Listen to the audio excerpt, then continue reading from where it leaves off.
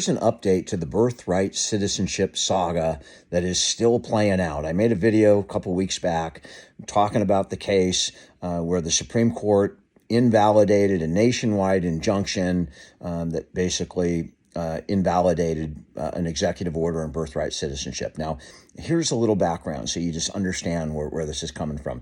Back in the 1850s, there was a Supreme Court case called Dred Scott. I think it was something over the Missouri Compromise. But ultimately, the Supreme Court ruled that if you are born to a black slave, even in this country, you are not automatically a citizen.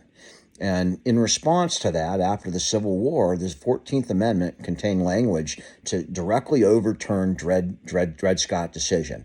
And that language basically says, if you were born in this country, that you shall be, no wish-washy, you shall be a citizen of this country and the state wherein you were born. And that has been the law of the land since 1866, whenever the 14th Amendment was passed. Fast forward to 2025, Trump issues an executive order that says, hey, just because you're born in this country does not give you citizenship right. And immediately somebody filed a lawsuit and said, hey, we're challenging that. It's contrary to the express language of the Constitution. And a district court issued a nationwide injunction saying this executive order is not enforceable. The Supreme Court stepped in. They did not address the underlying issue about birthright citizenship, but they did say, sorry, court, you overstepped your bounds. You can't issue you don't have the power to issue a nationwide injunction unless there's a class action lawsuit. And lo and behold, today, that's exactly what happened. A district court certified a class of unborn children whose mothers are living in this country but not citizens. And so there is now a nationwide class action lawsuit that was certified, so it now applies to all those children. The injunction's back on and kind of an end around of that last Supreme Court decision, and now we have to wait and hear the Supreme Court rule on the actual merits of the case.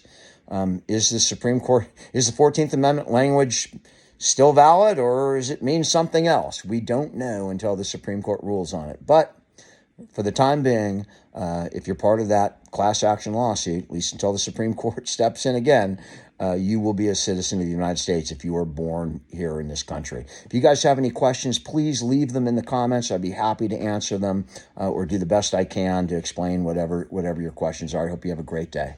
I need to remind you, we need to beat Alzheimer's. Please help us. The link is in my bio to the Alzheimer's Association.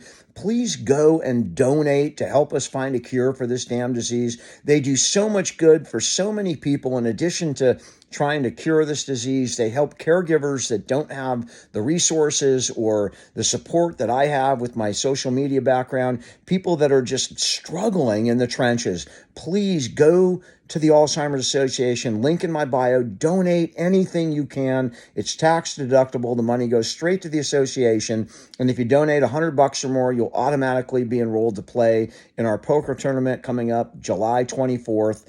But please just go to the website and give. Help us defeat this damn disease.